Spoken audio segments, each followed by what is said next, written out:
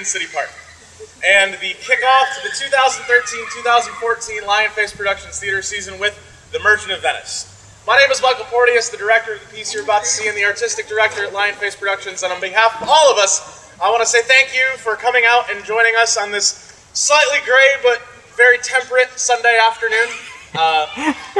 It makes me very happy to see so many people here. If it's not for the help of people like you, we would not be able to continue what we've been doing here for the last 4 years.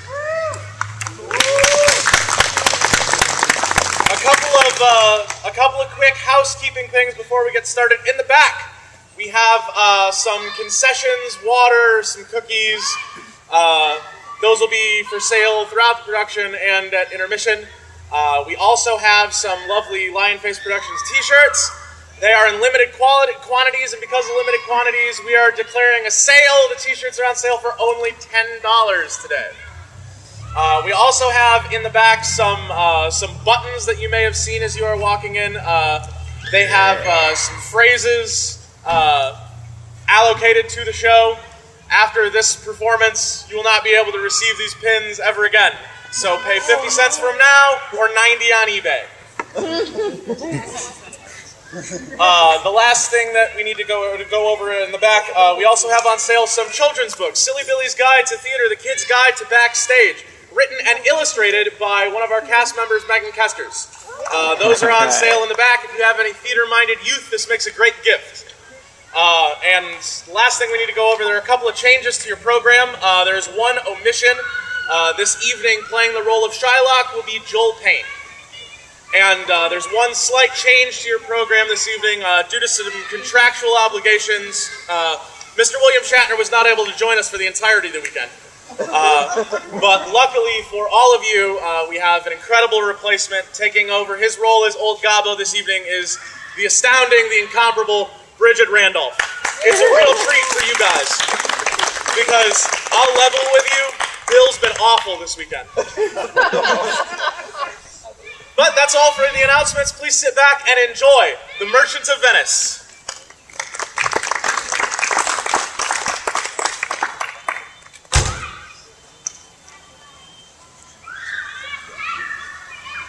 In sooth, I know not why I am so sad, it wearies me. You say it wearies you, but where I caught it, found it, or came about it, wherever 'tis from, or what stuff 'tis made of, I am to learn. Such a want-wit sadness makes of me, that I have much ado to know myself. Your mind is tossing on the ocean. There were your argosies with portly sail, like seigneurs and rich burghers on the flood, or, as it were, pageants of the sea, to overpeer the petty traffickers that curtsy to them, do them reverence as they fly by them with their woven wings. Believe me, sir, had I such ventures forth, the better part of my affections would be with my hopes abroad. I should still be plucking the grass to know where sits the wind, peering at maps for ports and piers and roads, and every object that might make me fear misfortune to my ventures, out of doubt would make me sad. My wind cooling my broth would blow me to an ague when I thought what harm a wind too great at sea might do. I should not see the sandy hourglass run, but I should think of shallows and of flats, and see my wealthy Andrew docked in sand, veiling her high top lower than her ribs to kiss her burial. Should I go to church and see the holy edifice of stone and not bethink me straight of dangerous rocks, which touching but my gentle vessel sigh, should scatter all her spices on the stream, enrobe the roaring waters with my silks, and in a word, but even now worth this and now worth nothing? Shall I have the thought to think on this, and shall I lack the thought that such a thing perchance would make me sad? But tell not me, I know, Antonio was sad to think upon his merchandise. Believe me, no, my merchandise makes me not sad, for my estate is not in one bottom trusted, nor is my entire fortune upon the venture of this present year, therefore, my merchandise makes me not sad. Why, then you're in love. Fine. Fine. Not in love neither. Then let us say you are sad because you are not merry, and 'twere as easy for you to laugh and leap and say you were merry because you are not sad. Now by two-headed Janus, nature hath framed strange fellows in her time, some that would evermore peep through their eyes and laugh like parrots at a bagpipe, or another of such a vinegar aspect that they'd not show their teeth in way of smile, though Nestor swear the jest be laughable. Here comes Bassanio, your most noble kinsman. Gratiano and Lorenzo, fare you well. We leave you now with better company. Would have stayed till I had made you merry if worthier friends had not prevented me. I hold you both very dear in that regard, but since your business clearly calls you elsewhere, you embrace the occasion to depart. Good morrow, my good lords. Good signors both, when shall we laugh? Say when. You grow exceeding strange, must it be so? We'll make our leisure to attend on yours. My lord Bassanio, since you have found Antonio, we too will leave you. But at dinner time, I pray you, have in mind where we must meet. I will not fail you. You look not well, Signor Antonio. You have too much respect upon the world. They lose it that do buy it with much care. Believe me, you are marvelously changed. I hold the world but as the world, Gratiano. A stage, where every man must play his part. And mine a sad one. Let me play fool. With mirth and laughter let all the wrinkles come. And let my liver rather heat with wine than my heart cool with mortifying groans. Why should a man whose blood is warm within sit like his grandsire cut in alabaster? Come, good Lorenzo, fare you well a while. I'll end my exhortation after dinner.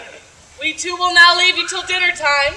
I must be one of these same dumb wise men, for Gratiano never lets me speak. Well, keep me company but 2 years mo, and thou shalt not know the sound of thine own tongue. Farewell, I'll grow talker for this gear. Thanks, in faith, for silence is only commendable in a neat's tongue dried and a maid not bendable.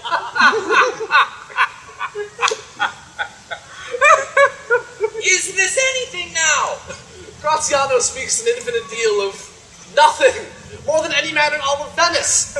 His reasons are as 2 grains of wheat hid in 2 bushels of chaff.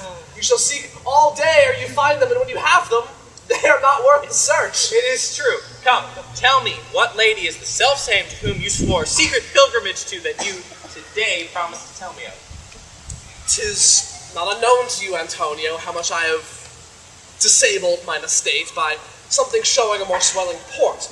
Nor do I now make moans to be abridged from such noble rates, but it is my chief care to come fairly off the great debts wherein my time something too prodigal hath left me gauged.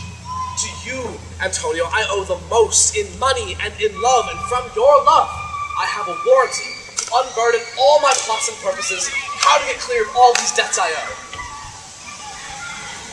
Then speak it! And if it stand within the eye of honor as you yourself do, then my person and my most extremest means lies all unlocked to your occasion. In my school days, when I had lost one shaft, I shot his fellow the self-same flight, the self-same way, with more advised watch, to find the other 4. And by adventuring both, I oft found both. I urge this childhood proof, because what follows is pure innocence. I owe you much, and like a willful youth, that which I owe is lost. But if you please to shoot another arrow the self way you did the first, I do not doubt, for I will watch the aim, or to find both, or bring your latter hazard back again, and thankfully rest deader for the first. You do hear it but wind about with circumstance, when in fact, you have done me now more wrong than if you had made waste to all that I have. Therefore, tell me what I may do, and I will do it. Therefore speak. In Belmont, there is a lady, richly left, and she is fair, and fairer than that word, of wondrous virtues, and sometimes from her eyes I did receive fair speechless messages.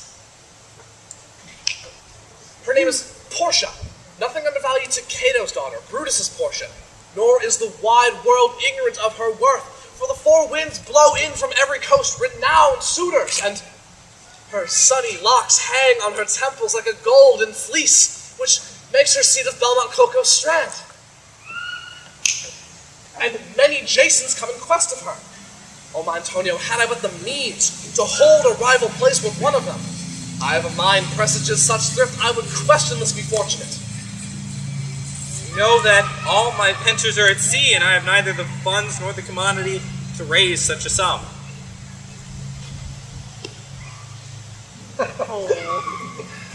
Therefore, go and see what my credit can in Venice do, and we will furnish you to Belmont and to fair Portia. Come, let us seek out where such money may be, and I will have no question but to have it.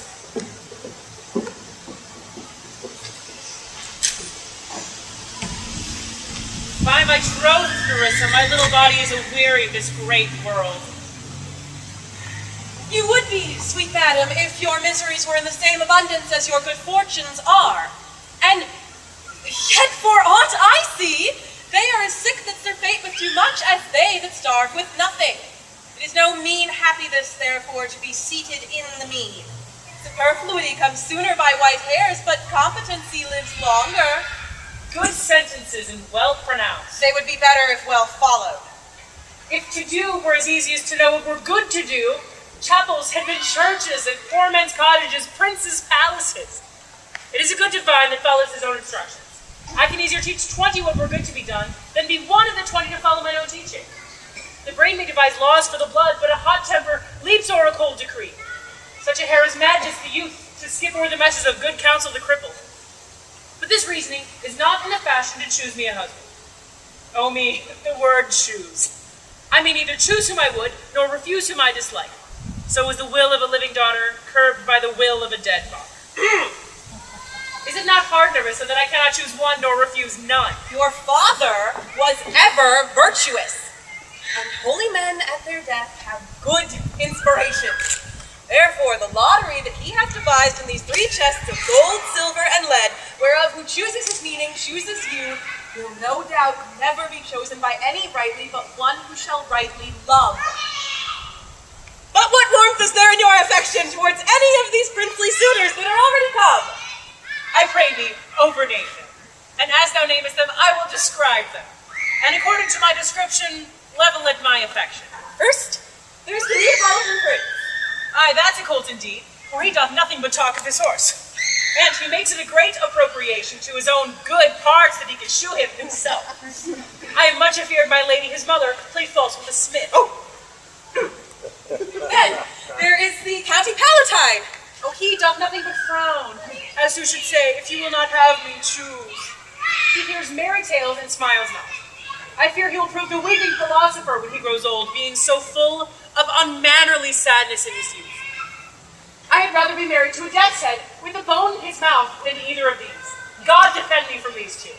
How say you by the French lord, Monsieur Le Bon? God made him, and therefore let him pass for a man. In truth, I know it is a sin to be a mocker, but he hath a horse better than the Neapolitans, a better bad habit of frowning than the County Palatine. He is every man in no man. If a throstle sing, he falls straight to capering. He will fence with his own shadow. If I should marry him, I should marry 20 husbands. If he would despise me, I would forgive him. For if he loved me to madness, I shall never requite him. What say you then to Falconbridge, the young Baron of England? Well, you know I say nothing to him, for he understands not me, nor I him. He hath neither Latin, French, nor Italian, and you will come into the court and swear that I have a poor pennyworth in the English. He is a proper man's picture, but who can converse with a dumb show? I think he bought his doublet in Italy, his roundhouse in France, his bonnet in Germany, and his behavior everywhere. What think you of the Scottish lord, his neighbor? That he hath a neighborly charity in him, for he borrowed a box of the ear of the Englishman, and swore he would pay him again when he was able. I think the Frenchman became his surety and sealed under for another. How like you the young German? The Duke of Saxony's nephew. Very vilely in the morning when he is sober, and most vilely in the afternoon when he is drunk. When he is best, he is a little worse than a man. And when he is worst, he is little better than a beast. And the worst fall that ever fell, I hope I shall make shift to go without him. If he should offer to choose and choose the right casket, you should refuse to perform your father's will if you should refuse to accept him. Therefore, for fear of the worst, I pray thee, set a deep glass of Rhenish wine on the contrary casket. For if the devil be within, and that temptation without, I know he will choose it. I will do anything, Nerissa, ere I'll be married to a sponge. You need not fear, lady, the having any of these lords. They have acquainted me with their determinations, which is, indeed, to return home and to trouble you with no more suit. Unless, of course, you may be won by some other means than your father's will, depending on the caskets. If I live to be as old as Sibylla, I will die as chaste as Diana, unless I be obtained by the manner of my father's will. I'm glad this parcel of wooers are so reasonable, for there is not one among them but I dote upon his very absence, and I pray God grant them a fair departure. Do you not remember, lady, in your father's time, a Venetian, a scholar and a soldier, that came hither in company of the Marquis of Montferrat? Yes. Yes, it was Bassanio, as I think he was so called. True, madam. He, of all the men that ever my foolish eyes looked upon, was the best deserving a fair lady. I remember him well, and I remember him worthy of thy praise. How now, what news? The fourth strangers seek for you, madam, to take their leave. And there is a forerunner come from a fifth, the Prince of Morocco, who brings word the Prince's master will be here tonight. If I could bid the fifth welcome with so good a heart I bid the other four farewell, I should be glad of his approach. For if he had the condition of a saint and the complexion of a devil, I had rather he should shrive me than wive me. Come, Marissa, Sirrah, go before. Whilst we close the gates upon one wooer, another knocks at the door.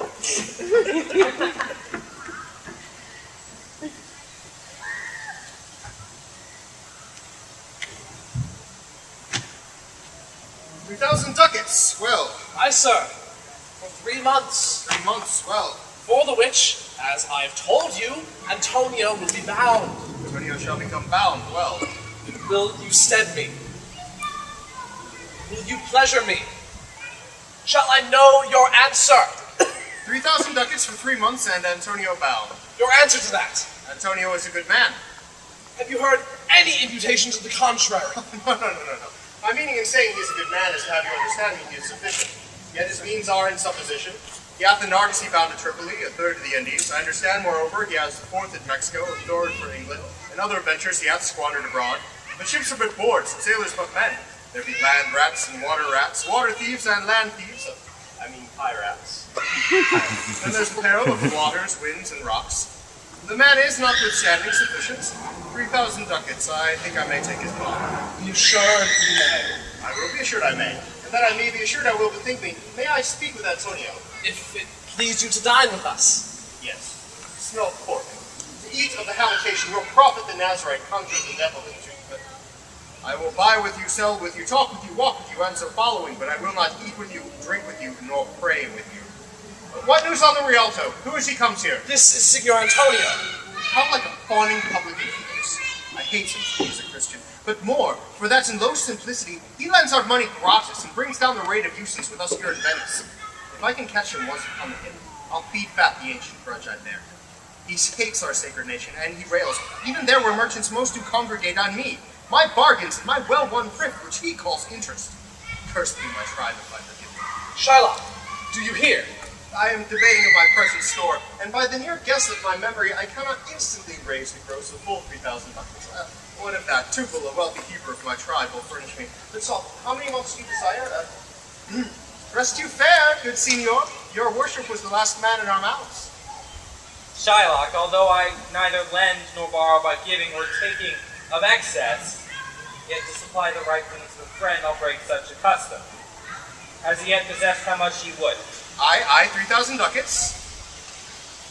And for 3 months? I forgot, you told me so. For 3 months. Well then, the rate. And let me see. What's up? Methought you said you neither lend nor borrow upon advantage. I do never use it. When Jacob praised his uncle the band sheep, this Jacob from our holy Abram was, as his wise mother wrought in his behalf, the third possessor. He was the And third. what of him? Did he take interest? No, not take interest, not, as you would say, directly interest. Mark what Jacob did. When the man and himself were compromised that all the eelings that were streaked in hide should fall as Jacob's hire, the ewes, being rank in the end of autumn, turned to the rams. And when the work of generation was between these woolly breeders in the act, the skillful shepherd peeled me certain ones, and in doing the deed of kind, struck them before the fulsome ewes, who then conceiving did in eaning time fall parti-colored lambs. And those were Jacob's. And this was the way to thrive, and he was blessed. And thrift is blessing, if men steal it not. This was a venture, sir, to which Jacob served. Not a thing in his power to bring to pass, but swayed and fashioned by the hand of heaven. Was this inserted to make interest good, or is your gold and silver using rams? I cannot tell. I make it breed as fast. But note me, senor. Mark you this, Pisanio. The devil himself can fight scripture for his purpose. A villain with a smiling face is like an apple, rotten to the core. Oh, what a goodly outside falsehood hath. 3,000 ducats, 'tis a good round sum. 3 months from 12, then. Let me see the rings. Shall we be beholding to you, Shylock? Senor Antonio, many a time and oft in the Rialto, you have rated me about my moneys and my usances. Still, I have borne it with a patient shrug, for sufferance is the badge of all our tribe. You call me misbeliever, cutthroat dog, and spit upon my Jewish gabble, all for use of that which is mine own.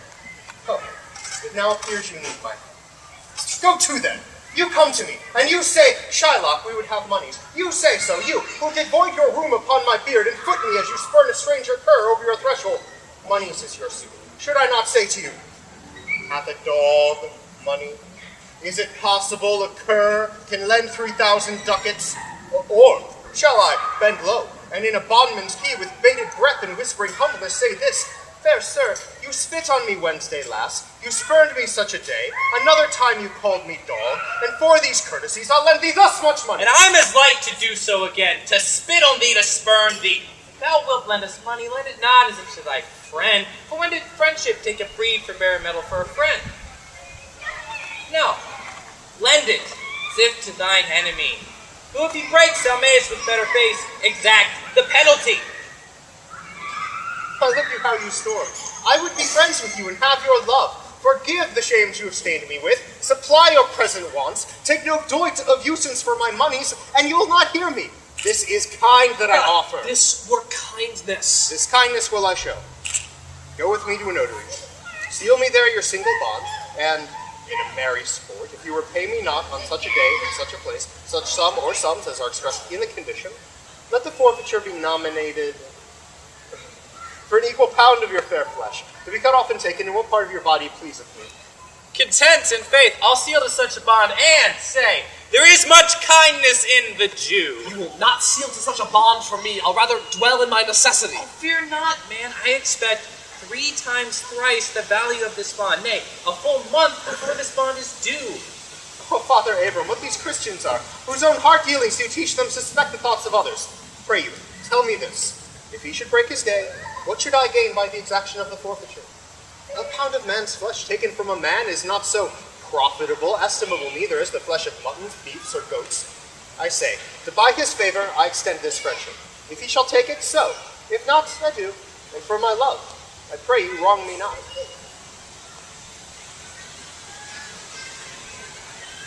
Yes, Shylock, I will seal unto your bond.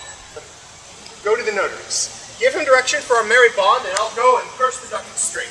See to my house, left in the fearful guard of an unthrifty knave, and presently I will be with you. Hie thee, gentle Jew. The Jew will turn Christian, he grows kind. Like not fair terms and a villain's mind. Oh, come on, in this there can be no dismay. My ships come home a month before the day. Certainly, my conscience will serve me to run from this a Jew, my master. The fiend is at mine elbow and tempts me, saying to me, Gabbo, Lancelot Gabbo, good Lancelot, or good Gabbo, or good Lancelot Gabbo. Use your legs, take the stone, run away! My conscience says, no, take heed, honest Lancelot. Take heed, honest Gabbo, or as aforesaid, honest Lancelot Gabbo. Do not run, but scorn running with thy heels. Will the most courageous fiend bid me pass? Fly, says the fiend. Away, says the fiend. For the heavens rose up a brave mind, says the fiend, and rang. Well, my conscience, hanging about the neck of my heart, says very wisely to me, my honest friend Lancelot, being an honest man's son, or rather, an honest woman's son. For indeed, my father did something smack. Something grow too. He had a kind of taste. My conscience says, Lancelot, budge not. Budge, says the fiend. Budge not, says my conscience. Conscience, say I, you counsel well. Fiend, say I, you counsel well.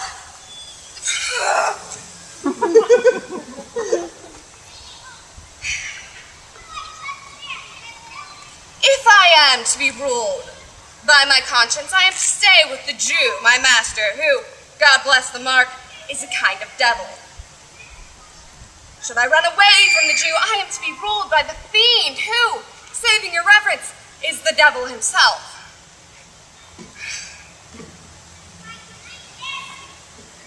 Well, certainly the Jew is the very devil incarnate, and my conscience is but a kind of hard conscience to offer me counsel to stay with the Jew. The fiend gives the more friendly counsel. I will run, fiend. My heels are at thy command. I will run. Master, young man! You! I pray you, tell me, which is the way to Master Jew? Oh, heavens! 'Tis my true begotten father who, being more than sand blind, I gravel blind knows me not. I will try confusions with him. Master, young gentleman, I pray you tell me which is the way to Master Jew's. Turn upon your right hand at the next turning, but at the next turning of all on your left. Mary! At the very next turning, turn up no hand, but turn down indirectly to the Jew's house.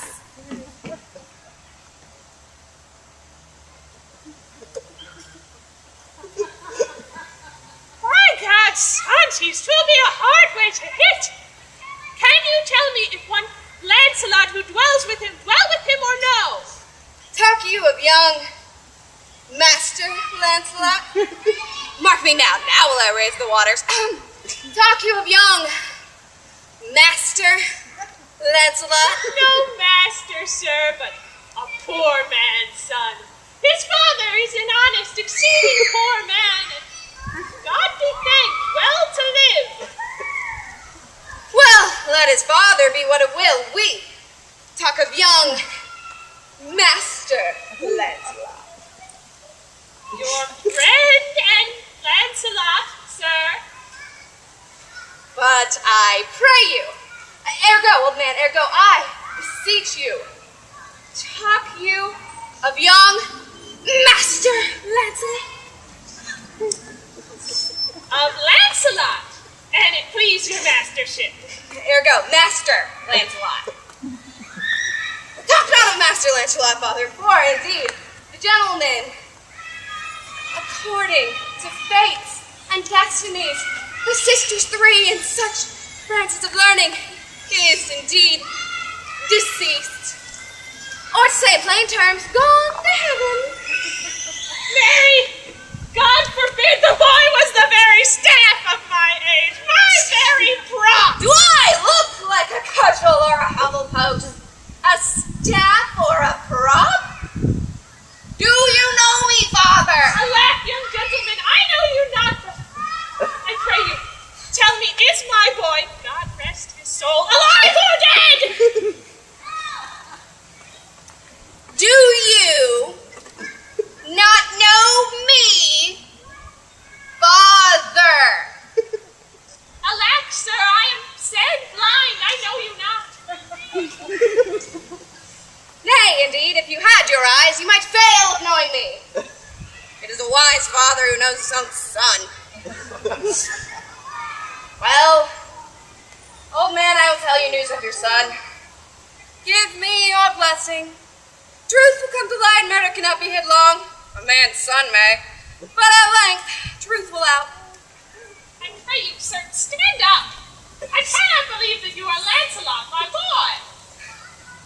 I pray you, let's have no more fooling about it, but give me your blessing. I am Lancelot, your boy that was, your son that is, your child that shall be.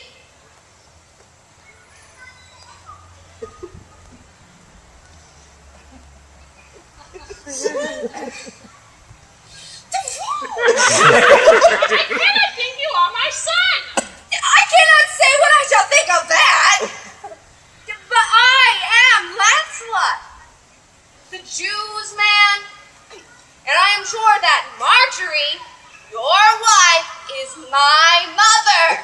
Her name is Marjorie. I'll be sworn, if thou be Lancelot, thou art mine own flesh and blood. Lord, worship might he be. What a beard thou hast got. Thou hast more hair on thy chin than Dobbin my fill horse has in his tail. Well, then it would seem Dobbin's tail grew backwards. For I'm sure he had more hair of his tail than I had of my face when last I saw him.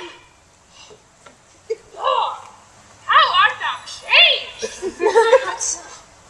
How dost thou and thy master agree? I brought him a present. How agree you now? Well, but for mine own part, as I've set up my rest to run away, so I will not rest till I've run some ground. My master's a very Jew. Give him a present. Give him a halter. I am famished in his service. You may tell every finger I have with my ribs. Father, I am glad you are come. Give me your present to one Master Bassanio, who indeed gives rare new liveries. If I serve not him, I will run as far as God has any ground. Oh, rare fortune! Here's the man. To him, Father, for I am a Jew. If I serve the Jew any longer. You may do so, but let it be so hasty that supper time be ready at furthest by 5 of the clock. See these letters delivered, put the liveries to making, and desire Gratiano to come anon to my lodging. To him, Father. Ah, God bless your worship. Gramercy, what's thou want with me? Here's my son, sir, a poor boy. Not the poor boy, but the rich man's Jew. That would, sir, as my father will specify. He had the great infection, sir, that is, to serve. In brief, the short and the long is, I serve the Jew, and would, sir, as my father will specify. His master and he, saving your grace's reverence, are scarce cater cousins. In brief, the very truth is that the Jew, having done me wrong, will cause me to, as my father being, I hope, an old man, shall fruitify unto you. I have here a dish of doves that I would bestow upon your worship, and my suit is. The suit is impertinent to myself, as your worship will know by this honest old man. Though I say it, though old man, yet poor man, my father. One! Speak for both! What would you? Serve you, sir. That is the very defect of the matter, sir. I know thee well. Thou hast obtained thy suit. Shylock thy master spoke with me the day, and had preferred it, if it be preferment, to leave a rich Jew's service to become the follower of so poor a gentleman. Oh, the old proverb is very well parted between my master Shylock and you, sir, you hath the grace of God. And he hath enough. Thou speakst it well. Go, father, with thy son. Leave thy old master behind and inquire my lodging out. Give him a livery more guarded than his fellows. See it done. Father! I cannot get a service now. I have ne'er tongue in my head. Well, if any man in Italy have a fair table which doth offer to swear upon a book, I shall have good fortune. Go to, here's a simple line of life, here is a small, trifle of wives. 15 wives is nothing. 11 widows and 9 maids is a simple possible coming in for one man, then to escape drowning thrice and to be in the peril of my life in the edge of a feather bed. Here are some escapes. Well, if fortune be a wench, she's a good one for this year. Father, come. I will have my leave with the Jew in the twinkling of an eye. I pray thee, good Leonardo, think on this, these things being bought and orderly bestowed, but return in haste, for I do feast tonight my best esteemed acquaintance. My best endeavors shall be done herein. Where is your master? Yonder, sir, he walks. Signor Bassanio. Gratiano. I have a suit to you. You have obtained it. You must not deny me. I must go with you to Belmont.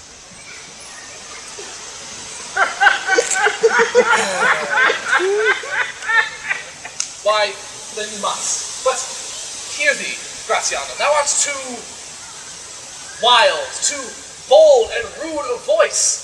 Parts that become thee happily enough, and in eyes such as ours, they seem not false. But where thou art not known, why there they show something all too liberal. Take pains to allay with some cold drops of modesty thy skipping spirit, lest through your wild behavior I be misconstrued in the place I go and lose my hopes. Signor Bassanio, hear me.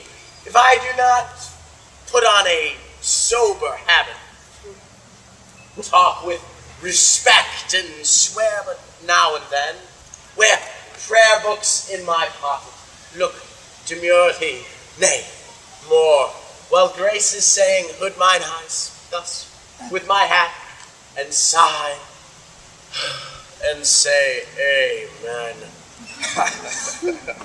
Use all the observance of civility as one well studied in the sad Austin to please his grandam. Nay, trust me more. Well, we shall see your bearing. Nay, but I bought tonight. You should not judge me by what we do tonight. No, that were pity.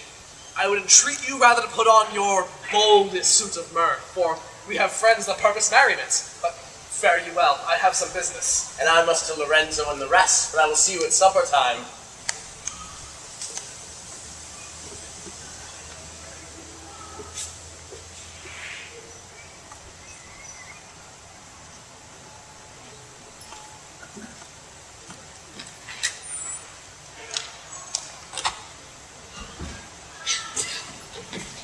I am sorry that will leave my father so.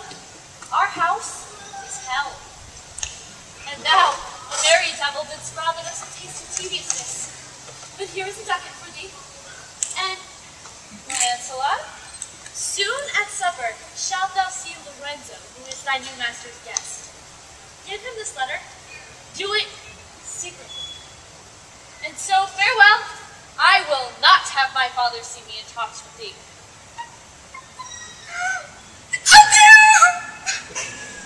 Tears doth exhibit my tongue. Most beautiful pagan, most sweet Jew. If the Christian did not play the knave to get thee, I am much deceived. How did you?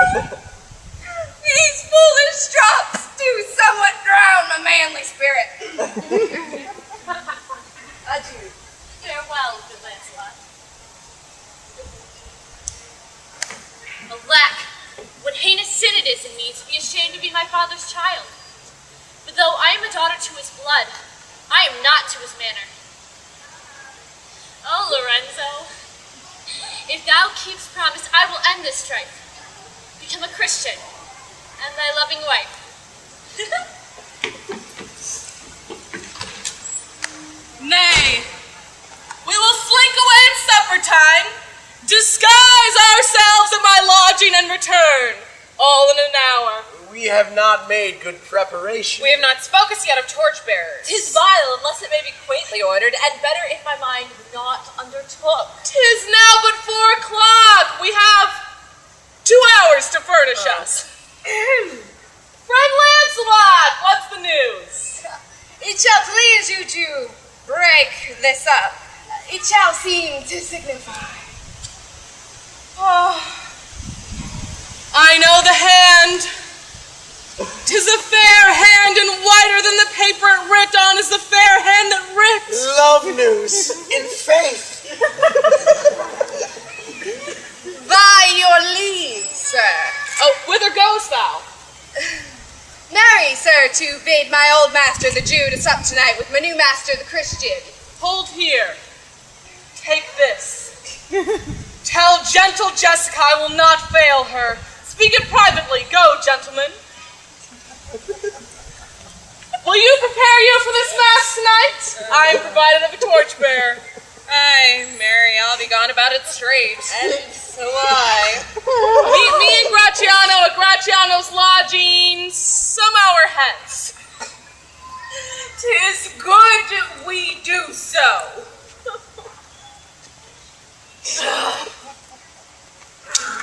Was not the letter from fair Jessica? I must needs tell thee all. She hath directed how I shall take her from her father's house, what gold and jewels she is furnished with, what page's suit she hath in readiness.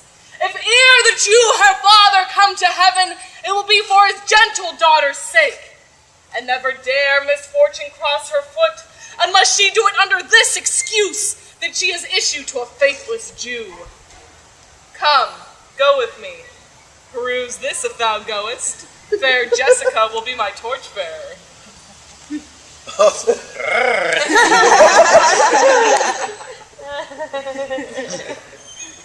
Thou shalt see, thy eye shall be thy judge, the difference of old Shylock and Bassanio. What, Jessica? Thou shalt not cormentize as thou hast done with me. What, Jessica? And sleep and snore and rend apparel out. What, Jessica, I say? What, Jessica? Bid thee call. I do not bid thee call. Your worship was wont to tell me I could do nothing without bidding. Call you? What is your will? I am bid forth to supper, Jessica, there are my keys.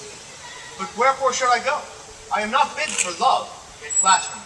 But yet I'll go in hate, to feed upon the prodigal Christian. Jessica, my girl, look to my house. I'm right loath to go. There is some ill brewing towards my rest, for I did dream of money bags tonight. I beseech you, sir, go.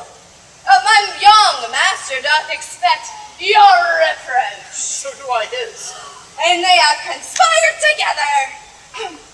I will not say that you will see a mask, but if you do, then it was not for nothing that my nose fell to bleeding on Black Monday at 6 o'clock in the morning, calling out that you was 4 years in the afternoon. What? Are there masks? Hear you me, Jessica. Lock my doors after you, and when you hear the drum and the vile squealing of the wry-necked pipe, clamber not you up to casements then, nor thrust your head into the public street to gaze on Christian fools with varnished faces. But stop my house's ears, I mean my casements. Let not the sound of shallow foppery enter my sober house. Jacob Staff, I swear, I have no mind of feasting forth tonight, but I will go. Go ye before me, sirrah. Say I will come. I will go before, sir. Mistress! Look out at window.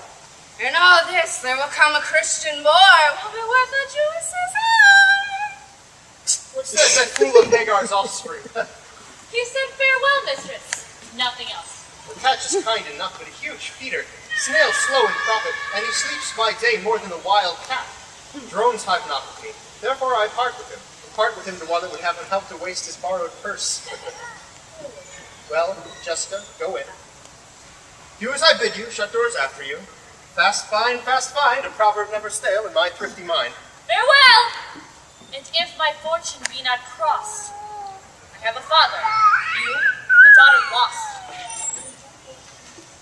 This is the penthouse under which Lorenzo desired us to make stand. This hour is almost past. And it's a marvel he outdwells his hour, for lovers ever run before the clock. Oh, 10 times faster Venus pigeons fly to see love's bonds new made than they are wont to keep obliged faith unforfeited. That ever holds. Who riseth from a feast with that same keen appetite when he sits down? Where is the horse that doth untread his tedious measure with the unbaited fire that he did pace them first? All things that are with more spirit chaste than enjoyed. How like a young girl or a prodigal at the scarf bark put from her native bay, hugged and embraced by the strumpet wind. How like the prodigal doth she return with over-weathered ribs and ragged sails, lean, rent, beggared by that strumpet wind. Here comes Lorenzo, more of this hereafter. Sweet friends, your patience for my long abode. Not I, but my affairs have made you wait. When you shall please to play the thieves for wives, I'll wait for you as long then. Approach! Here dwells my father Jew. Ho! Who's within? Who's there? Tell me for certain, albeit I swear I do know your tongue. Lorenzo and my love! Lorenzo, and my love indeed. For who knows but you, Lorenzo, whether I am yours? Heaven and thy thoughts are witness that thou art. Here, catch this casket. Ugh! It is worth the pains. I am glad 'tis night. You do not look upon me, for I am much ashamed of my exchange. For love is blind, and lovers cannot see the pretty follies that they commit. Ugh! For if they did, Cupid himself would blush to see me thus transformed to a boy. Descend, for you must be my torchbearer. What? Must I hold a candle to my shades? They are in good sooth too late. Why, 'tis an office of discovery, love, and I should be obscured. So are you sweet, even in the lovely garnish of a boy. But come at once, for the closed night doth play the runaway, and we are stayed for Bassanio's feast. I will make fast the doors, and gild myself with some more ducats, and be with you straight. Now, by my hood, a Gentile and no Jew. Beshrew me, but I love her heartedly. For she is wise, if I can judge of her, and fair she is, if mine eyes be true. And true she is, if she hath proved herself. Therefore, wise, fair, and true shall she ever be in my constant soul. What, art thou come? On, gentlemen, away! Our masking mates by this time for a stay. Who's there? Signor Antonio! Fie, Gratiana, where are all the rest? 'Tis 9 o'clock. Your friends all stay about for you. There will be no mass tonight. The wind presently has come about. Bassanio will set forth, and I have sent 20 men out to seek for you. I'm glad on't. I'll have no more delight than to be under sail and gone tonight.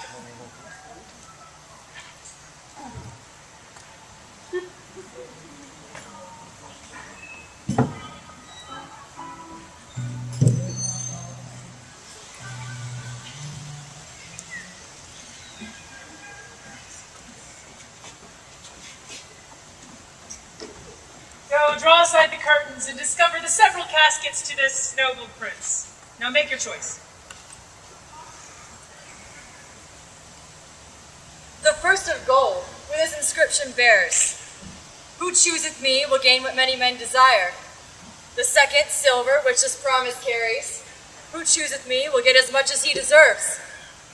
This third, dull lead, with warning all is blunt, "Who chooseth me must give in hazard all he hath." How do I know if I do choose the right? The one of them contains my picture, prince. If you choose that, then I am yours withal. Some goddamn night judgments! Mwah. Now let me see. I will survey the inscriptions back again. What says this leaded casket? "Who chooseth me must give in hazard all he hath." Must give for what? For lead? Hazard for lead? This casket threatens. And what says the silver with her virgin hue? "Who chooses me will get as much as he deserves." As much as he deserves. Pause there, Morocco, and weigh thy value with an even hand. If thou best rated by thy estimation, then thou dost deserve enough, and enough may not extend so far as to the lady. And what says this saying engraved in gold? "Who chooseth me will gain what many men desire." Why, that's the lady. All the world desires her. From the four corners of the earth they come to kiss this shrine, this mortal breathing saint. One of these three contains her heavenly picture. It's like that lead contains her. Were damnation to think so gross a thought. Were too gross to live her sailcloth in the obscure grave. Or am I to think in silver she's immured, being 10 times undervalued to tried gold? Oh, sinful thought. Never so rich a gem was set in worse than gold. They have, in England, a coin that bears the figure of an angel stamped in gold, but that's insculped upon. But here, an angel in a golden bed lies all within. Come, deliver me the key. Here do I choose and thrive as I may.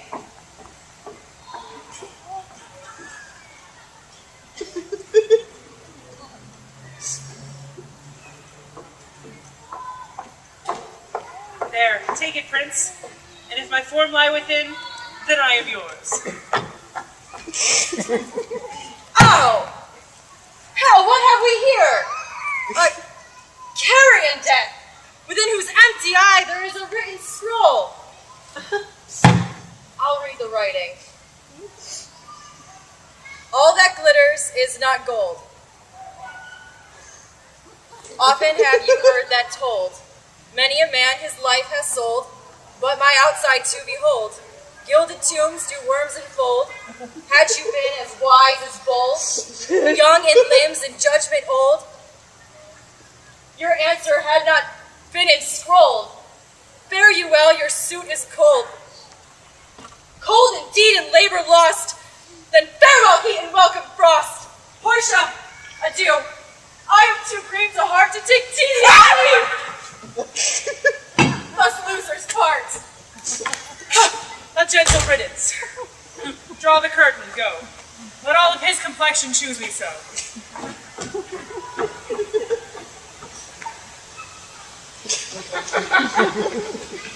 Quick! Quick! I pray thee draw the curtain straight! The Prince of Aragon hath taken his oath and comes to his election presently.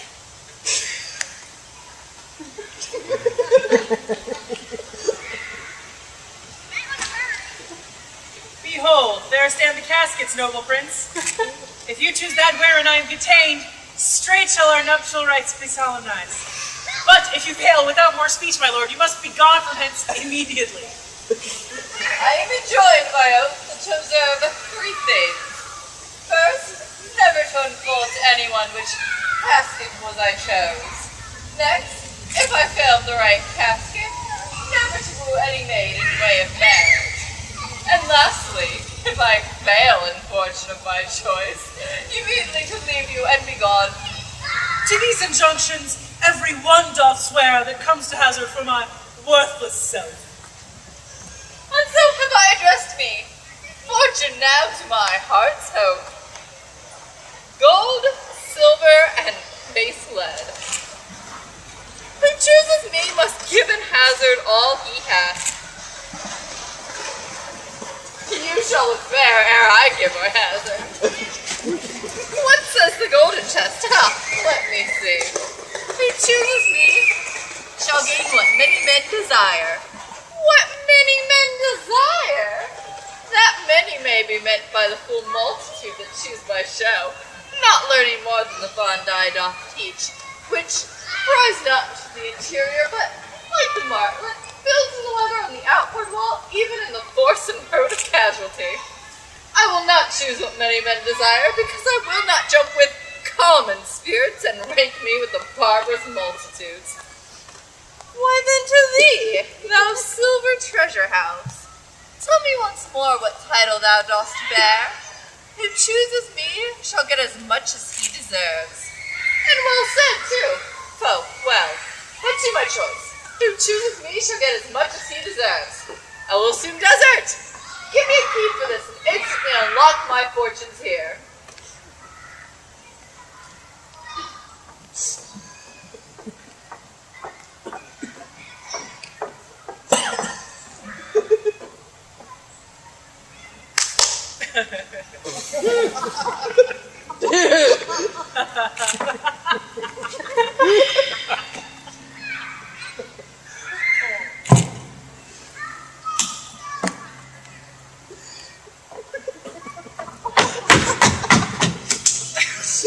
Too long a pause for that which you find there. What's here? The portrait of a blinking idiot presenting me a schedule? I will read it. How much unlike art thou to Portia? How much unlike my hopes and my deservings? Who chooses he deserves? Did I deserve no more than a fool's head? Is that my prize? Are my deserts no better? To offend and judge are distinct opposites and of opposite natures. What is here? The fire 7 times tried this, 7 times tried that judgment is, that never did choose amiss. Some there be that shadows kiss, such but a shadow's bliss. There be fools alive I wis, silver and ore, and so was this. Take what wife you will to bed, I will ever be your head. So begun, you are sped. Still, more fool I shall appear by the time I linger here. With one fool's head I came through, but I go away with 2. Sweet adieu! I'll keep my own patiently to bear my road. Thus hath the candle singed them off. Oh, these deliberate fools, when they do choose, they have the wisdom by their wit to lose. Oh, the ancient saying is no heresy. Hanging and wiving goes by destiny. Come, Nerissa, draw the curtain. Where is my lady? Here, what about Madam, there's a light at your gate, a young Venetian. One who comes before to signify the approaching of his lord, for whom he brings sensible retreats. To wit, besides the men's and courteous breath, gifts of rich value, yet I have not seen so likely an ambassador of love. A day in April never came so sweet to show how costly summer was at hand, as this forespur comes before his lord. No more, I pray thee. I am half afeard thou wilt say anon he is some kin to thee, thou spend such high day wit in praising him.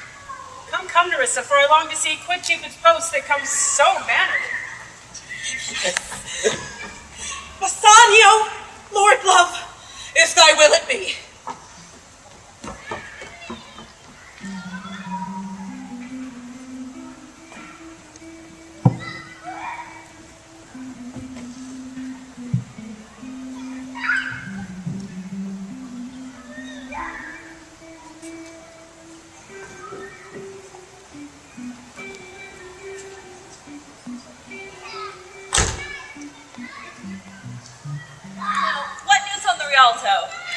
Wyatt lived there unchecked, but Antonio had the ship of rich lading wrecked on the narrow seas.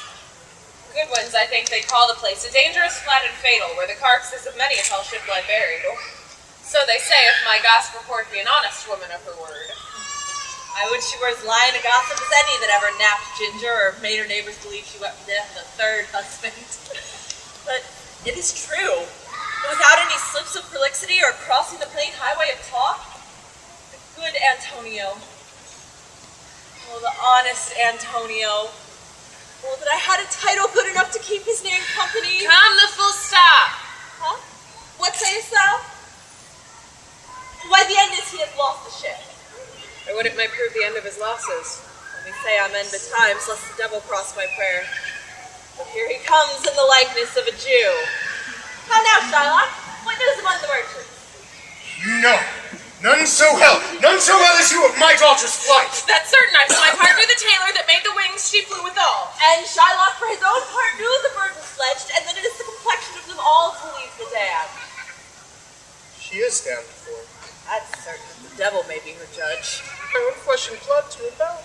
Out upon it, old carrion. Repels it in these years. I say, my daughter is my flesh and blood. There is more difference between thy flesh and hers than between jet and ivory. More between thy bloods than red wine and Rhenish. Now come, do you hear whether Antonio have had any loss at sea or no? There I have another bad match. A bankrupt, a prodigal, who dare scarce show his head on the Rialto. A beggar that was used to come so smug upon the mart. Let him look to his bond. He was wont to call me sir. Let him look to his bond. He was wont to lend money for a Christian courtesy. Let him look to his bond. Why, I'm sure if he forfeit thou wilt not take his flesh, what's that good for? To bait fish withal. It will feed nothing else, it will feed my revenge. He hath disgraced me, hindered me 500,000, laughed at my losses, mocked at my gains, scorned my nation, thwarted my bargains, cooled my friends, hated mine enemies, and what's his reason? I am a Jew. I've got a Jew eyes. I've got a Jew hands, organs, dimensions, senses, affections, passions. fed with the same food, hurt with the same weapons, subject to the same disease, healed by the same means, warmed and cooled by the same winter and summer as a Christian is. If you prick us, do we not bleed? If you tickle us, do we not laugh? If you poison us, do we not die? And if you wrong us, shall we not revenge? If we are like you in the rest, we will resemble you in that. If a Jew wrong a Christian, what's his humility? Revenge. If a Christian wrong a Jew, what should his sufferance be? By Christian example, by revenge. The villainy you teach me, I will execute, and it shall go hard, but I will better the instruction. Gentlemen, my master Antonio is at his house and desires to speak with you both. We've been up and down to seek him. Here comes another of the tribe. A third cannot be matched unless the devil himself turned Jew. How now, good Tubal? What news from Genoa? Hast thou found my daughter? I came often where I did hear of her, but cannot find her. There. The diamond gone. It cost me 2,000 ducats at Frankfurt. The curse never fell on our nation till now. I never felt it till now. 2,000 ducats in that, and other precious jewels. I would my daughter were dead at my foot, and the jewels in her ear. Would she were hearsed at my foot, and the ducats in her coffin, no news of it. Why so? And I know not what's spent in the search by the loss upon loss. The thief gone with so much, and so much to find the thief, and no satisfaction, no revenge, nor no ill luck stirring, but what lights on my shoulders, no sighs but of my grief, no tears but of my shepherd. Yes, other men have ill luck too. Antonio, as I heard in Genoa. Oh, what? Ill luck. Hath an argosy cast away coming from Tripoli? I thank God. Is it true? Is it true? I spoke with some of the sailors that escaped the wreck. Good news, Jewel. Where in Genoa? Your daughter in Genoa, as I heard, spent 40 ducats in one night. Stickest a dagger in me. I shall never see my gold again. 40 ducats at a sitting. 40 ducats. There came divers of Antonio's creditors in my company to Venice that swear he cannot choose but to break. I'm very glad of it. I'll play him. I'll torture him. I'm glad of it. One of them showed me a ring he had of your daughter for a monkey. Out upon her. Thou torturest me, Tubal. That was my turquoise. I had it here when I was a bachelor. I wouldn't have given it for a wilderness of monkeys. But Antonio is certainly undone. No, that's true. That's very true. Go to him. Be me an officer, but speak him a fortnight before. I will have the heart of him if he forfeits. For were he out of Venice, I can make what merchandise I would. Go, Tubal, and meet me at our synagogue. Go, good Tubal, at our synagogue, Tubal.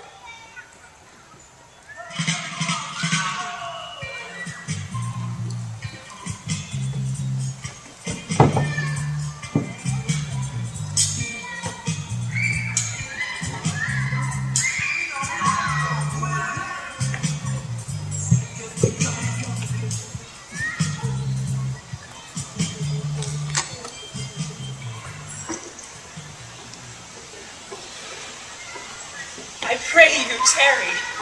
Pause a day or two before you hazard, for in choosing wrong I lose your company. Though something tells me I would not lose you, I would detain you here some month or two before you venture for me. I could teach you how to choose right, but that I am forsworn. So may I never be. So may you miss me. And if you do, you'll make me wish a sin that I had been forsworn. Beshrew your eyes, they have o'erlooked me and divided me. One half of me is yours, the other half yours. Mine own I would say, but if mine, then yours, and so all yours. These naughty times put bars between the owners and their rights. So, though yours, not yours. To prove it so, let fortune build a hell for it, not I. I speak too long, but 'tis to peace the time, to eat it, to draw it out in length, to stay you from election. Let me choose, for as I am, I live upon the rack. Upon the rack, Bassanio, then confess what treason there is mingled with your love. None but that ugly treason of mistrust, which makes me fear the enjoying of my love. There may as well be amity in life between snow and fire as treason and my love. Aye, but I fear you speak upon the rack, where men enforced do speak anything. Promise me life, and I'll confess the truth. Well, then confess and live. Confess and love have been the very sum of my confession. O happy torment, where my torturer doth teach me answers for deliverance. But let me to my fortune. and the caskets. Away then. I am locked in one of them. If you do love me, you will find me out. Nerissa and the rest stand all aloof.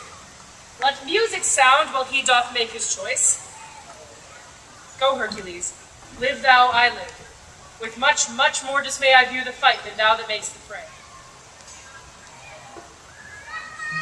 Where is fancy bred? In the heart or in the head? How begot, how nourished? Reply, is engendered in the eyes, with gazing fed and fancy dies. In the cradle where it lies, let the soaring fancies dwell. I'll begin it from hell. So may the outward shows be least themselves. The world is still deceived with ornament. In law, what plea so tainted and corrupt, but being seasoned with a gracious voice, obscures the show of evil? In religion, what damned error but some sober brow will bless it, and approve it with a text, hiding the grossness with fair ornament? There is no vice so simple, but assumes some mark of virtue on his outward parts. How many cowards, whose hearts are all as false as stairs of sand, yet wear upon their chins the beards of Hercules and frowning Mars, who inward searched have livers white as milk, and these assume but valor's excrement to render them redoubted. Look on beauty, and you shall see 'tis purchased by the weight, which therein works a miracle in nature, making them lightest that wear most of it. Therefore, thou gaudy gold, hard food for Midas, I will none of thee, nor none of thee, thou pale and common drudge tween man and man. But thou meager lead, which rather threatenest than dost promise aught. Thy paleness moved me more than eloquence. So here choose I. Joy be the consequence. How all the other passions fleet to air as doubtful thoughts and rash embrace despair, shuddering fear and green-eyed jealousy. O love, be moderate, allay thy ecstasy. In measure reign thy joy, scant this excess. I feel too much thy blessing. Make it less, for fear I surfeit. What find I here? Fair Portia's counterfeit! What demigod hath come so near creation move these eyes? Or whether, riding on balls of mine, seem they in motion? Here are severed lips, parted with sugar breath. So sweet a bar should sunder such sweet friends. Here, in her hairs, the painter plays the spider, and hath woven a golden mesh to entrap the hearts of men faster than gnats and cobwebs. But her eyes, how could he see to do them? Having finished one, methinks she should have power to steal both his and leave itself unfurnished. Yet look, how far the substance of my praise doth wrong this shadow in underprizing it. So far the shadow doth limp behind the substance. Here's the scroll, the continent and summary of my fortune. You that choose, not by the view, chance is fair and choose is true. Since this fortune falls to you, be content and seek no new. If you be well pleased with this, and hold your fortune for your bliss, turn you where your lady is, and claim her with a loving kiss. A gentle scroll. Fair lady, by your leave, I come by notes to give and to receive, like one of two contending in a prize, and thinks he hath done well in people's eyes. Hearing applause and universal shout, giddy in spirit, still gazing in a doubt whether these pearls of praise be his or no. So thrice, fair lady, stand I even so, as doubtful whether what I see be true until confirmed, signed, and ratified by you. You see me, Lord Bassanio, where I stand, such as I am. Though for myself alone, I would not be ambitious in my wish to wish myself much better. Yet for you, I would be troubled 20 times myself, 1,000 times more fair, 10,000 times more rich, than only to stand high in your account I might in virtue whose beauties, livings, friends exceed account. But the full sum of me is some of something which, determined gross, is an unlessoned girl, unschooled, unpracticed. Happy in this, she's not yet so old, but she can learn. Happier than this, she is not read so dull, but she may learn. Happiest of all is that her gentle spirit commits itself to yours to be directed, as from her lord, her governor, her king. Myself and what is mine to you and yours is now converted. But now I was the lord of this fair mansion, master of these servants, queen or myself. And even now, but now, this house, these servants, and the same myself are yours, my lord. I give them with this ring, which when you part from, lose, or give away, let it presage the ruin of your love, and be my vantage to exclaim on you.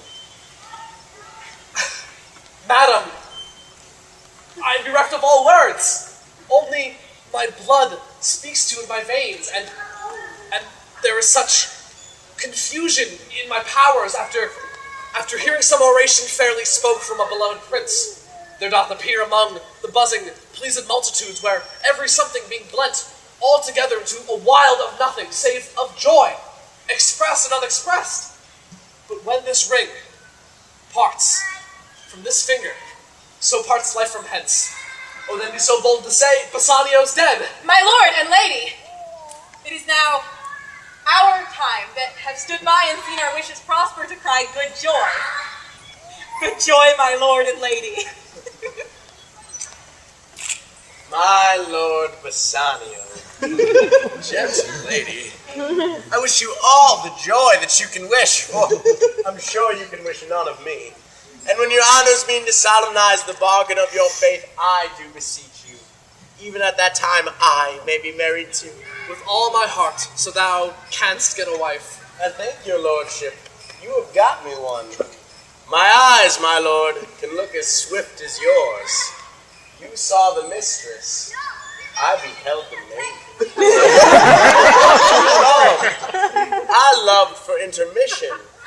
No one pertains to me, my lord, than you. Your fortune stood upon that casket there, and mine did too, as the matter falls. For wooing until I sweat again, and sweating until my very roof was dry with oaths of love. At last, if promise lasts, I got a promise from, this fair one here, to have her hand provided your fortune achieved her mistress. Is this true, Nerissa? Madam, it is. So you stand pleased with all? And do you, Gratiano, mean good faith? Yes, faith, my lord. Our feast shall be much honored in your marriage. Play with them the first boy for 1,000 ducats. What, and stake down? Nay, we shall narrow it at that sport and stake down. But who comes here? Lorenzo and his infidel?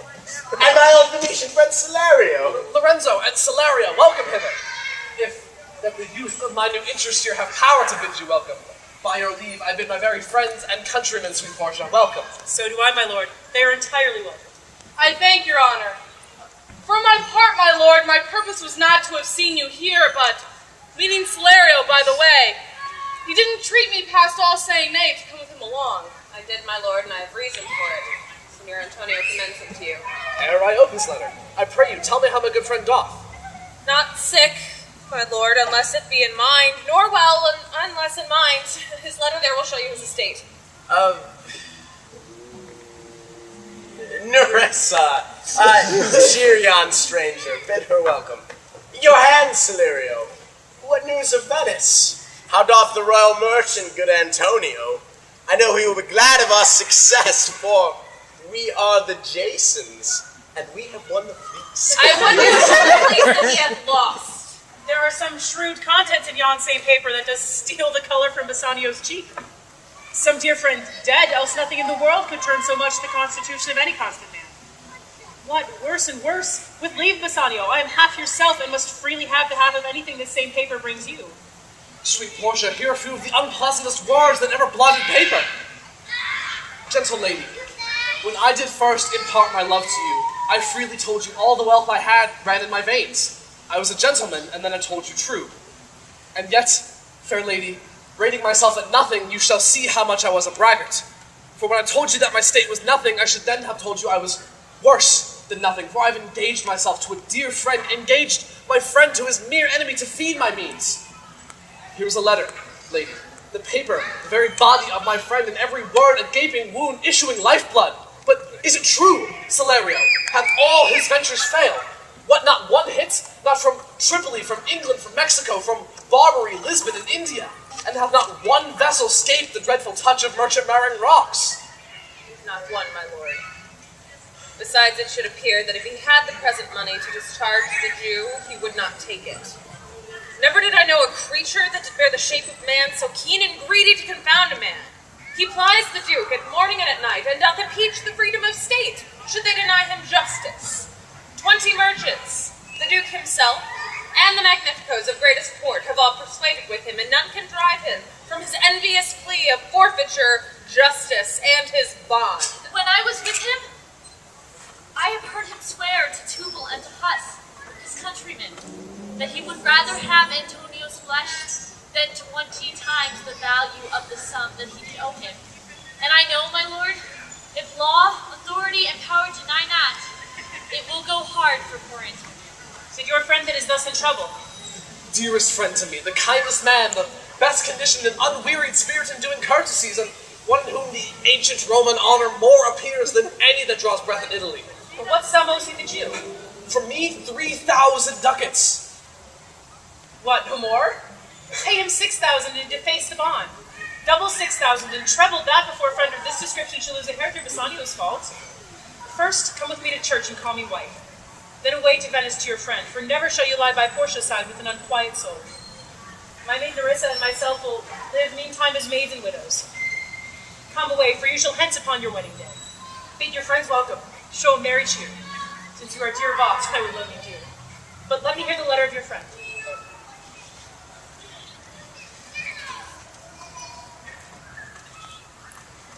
Sweet Bassanio, my ships have all miscarried. My creditors grow cruel. My estate is very low, and my bond to the Jew is forfeit. Since in paying it, it is impossible I should live. All debts are cleared between you and I, should I but see you at my death. Notwithstanding, use your pleasure. If your love do not persuade you to come, let not my letter. Oh, love, dispatch all business and be gone. Since I have your good leave to go away, I will make haste. But till I come again, no bed shall e'er be guilty of my stay. No rest be interposer twixt us twain.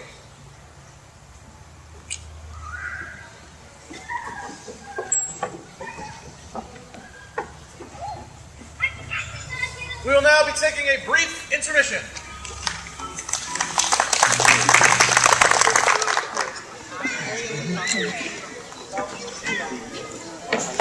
Jailer, look to him. Tell me of mercy. This is the fool who lent out money gratis. Jailer, look to him. Hear me speak, good Shylock. I'll have my bond. Speak not against my bond. I have sworn an oath that I shall have my bond. Thou callest me dog before thou hast cause. But since I am a dog, beware my fangs. The Duke shall grant me justice. I do wonder, thou not, jailer, that thou art so fond to come abroad into his request. I pray thee hear me speak. I'll have my bond. Speak not against my bond. I'll have my bond, therefore speak no more. I'll not be made the soft and dull-eyed fool to shake the head, relent inside, and yield the Christian intercessors. Follow not. Have no speaking. I will have my bond. The most impenetrable cur that ever kept with men! Let him alone. I'll follow him no more with bootless prayers. He seeks my life. The reason well I know, for I've oft delivered from his forfeitures, many of a time made moan to me. Therefore he hates me. I'm sure the Duke will never grant this forfeiture to hold. The Duke cannot deny the course of law. For the trade and commodity that we have in our fair city consisted of all nations, and it would much impeach the justice of his state.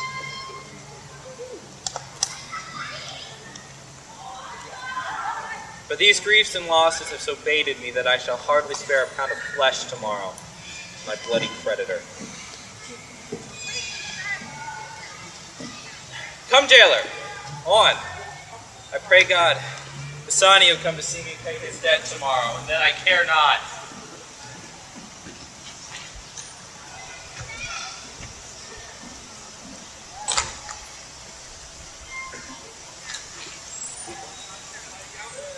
Oh, no.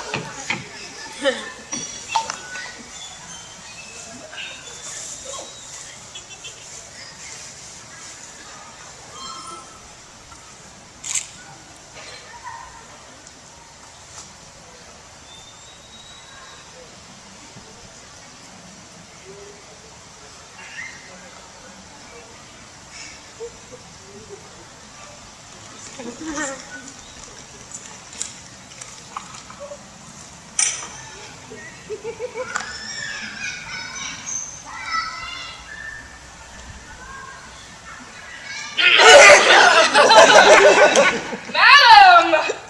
Although I speak it in your presence, you have a true and noble conceit of godlike amity, which is proven strongly in bearing thus the absence of your lord. But if you knew to whom you show this honor, how true a gentleman you show relief, how dear a lover of my lord, your husband, you would be prouder of the work than customary bounty can enforce you.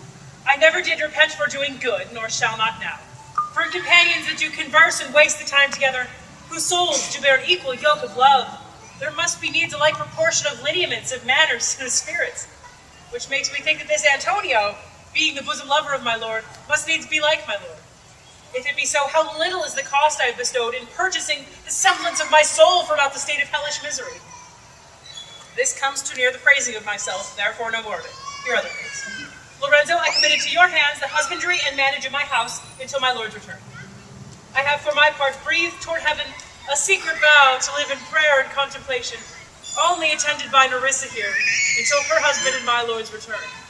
There is a monastery 2 miles off, and there we will abide.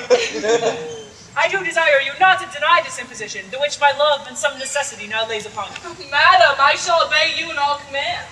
My people do already know my mind, and will acknowledge you and Jessica in place of Lord Bassanio and myself.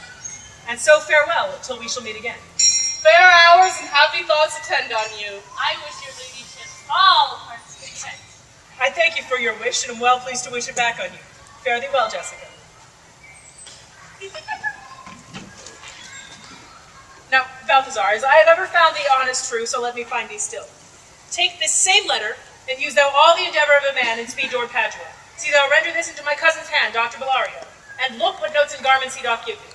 Bring them, I pray thee, with imagined speed unto the Trenex, to the common ferry which trades to Venice. Waste no time in words, but get thee gone. I will be there before thee. Madam, I go with all convenient speed. Come on, Nerissa. I have work in hand that you yet know not of. We'll see our husbands before they think of us. Shall they see us? They shall, Nerissa, but in such a habit that they will think us accomplished with that we lack. I'll hold thee any wager. When we are both accoutred like young men, I'll prove the prettier fellow of the two, and wear my dagger with the braver grace, and speak between the change of man and boy with a reed voice, and turn 2 mincing steps into a manly stride, and speak a phrase like a fine bragging youth, and tell quaint lies, how honorable ladies sought my love, which, I denying, they fell sick and died. I could not do it, though. Then I'll repent, and wish for all that I had not killed them. And 20 of these puny lies I'll tell, that men shall swear I've discontinued school above a 12-month. I have within my mind 1,000 raw tricks of these bragging jacks, which I shall practice. Why shall we turn to men? Fie, what a question that if thou were near a lewd interpreter. But come, I'll tell you all my whole device when I am in my coach, which waits for us at the park gate. Therefore haste away, for we must measure 20 miles today. Oh.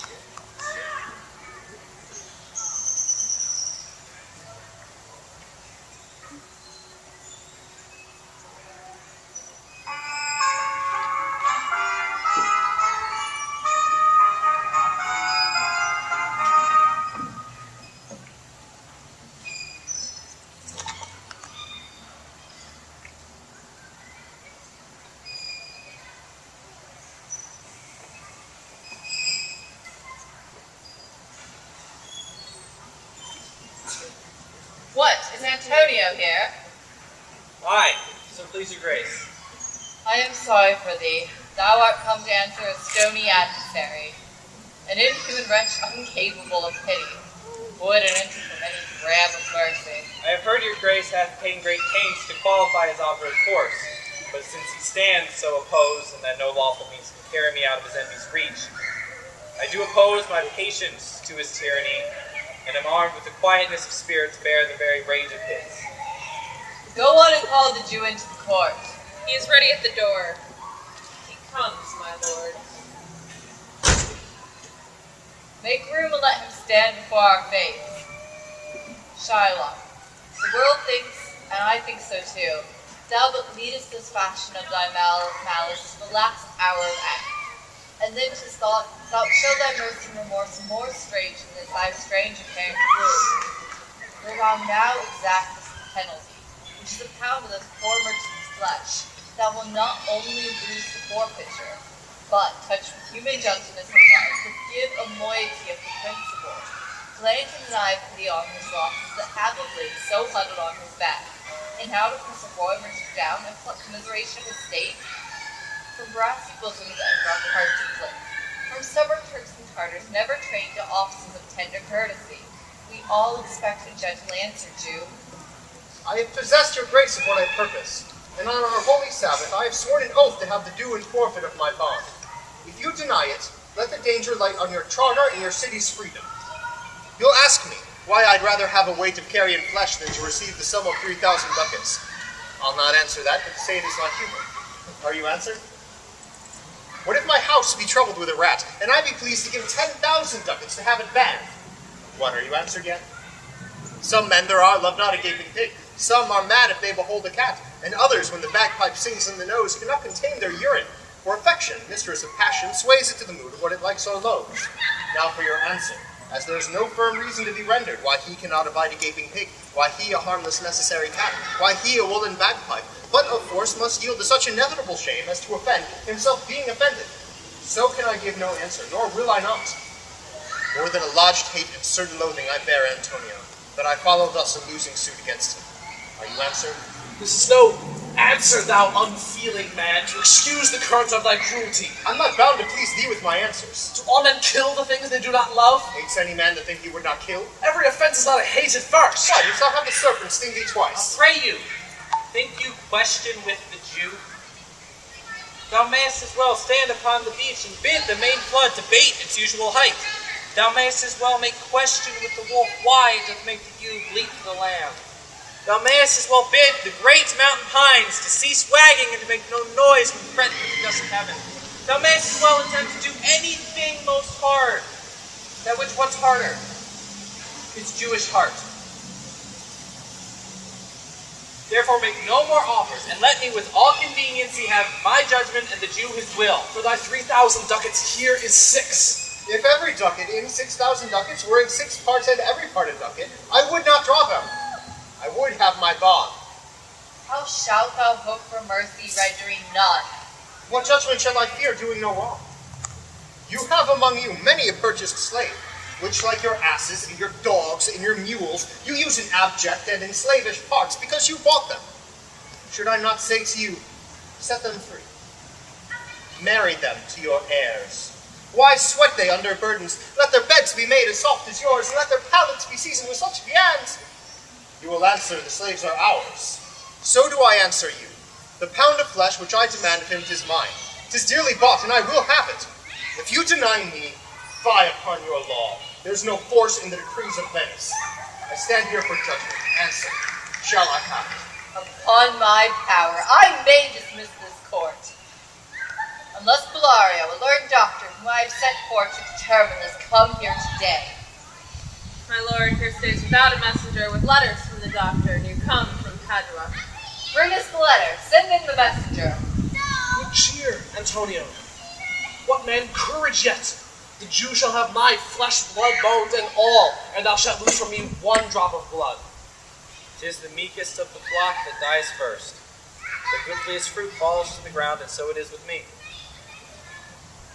You cannot be better employed, Bassanio, than to live still and write mine epitaph.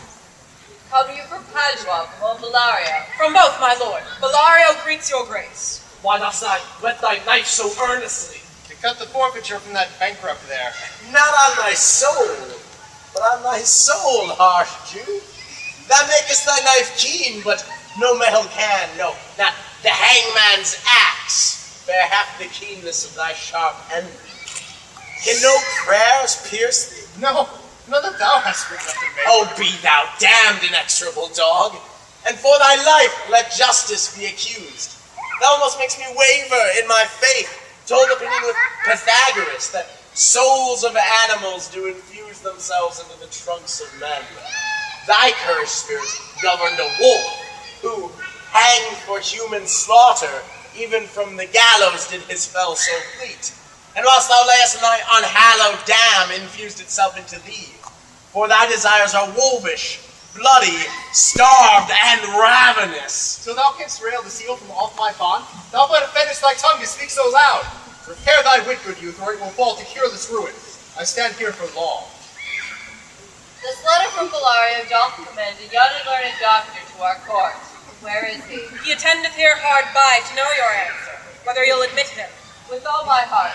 So therefore we go give him courteous conduct to this place. Meantime, the court shall hear Bellario's letter.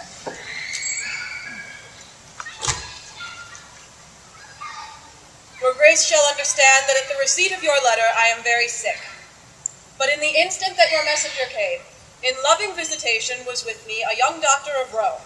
His name is Balthazar. I acquainted him with the cause and controversy between the Jew and Antonio the merchant. We turned o'er many books together. He is furnished with my opinion, which, bettered with his own learning, the greatness whereof I cannot enough commend, comes with him at my importunity to fill up your grace's request in my stead. I beseech you, let his lack of years be no impediment to let him lack a reverend estimation, for I never knew so young a body with so old a head. I leave him to your gracious acceptance, whose trial shall better publish his commendation. Hear the Lord Bellario what he writes. And here I take it is the doctor come. Give me your hand. Come you from old Bellario? I did, my lord. You are welcome. Take your place. Are you acquainted with the present difference that holds this question in the court? I am informed thoroughly of the cause. Which is the merchant here, and which the Jew? Antonio and old Shylock both stand forth. Is your name Shylock? Shylock is my name.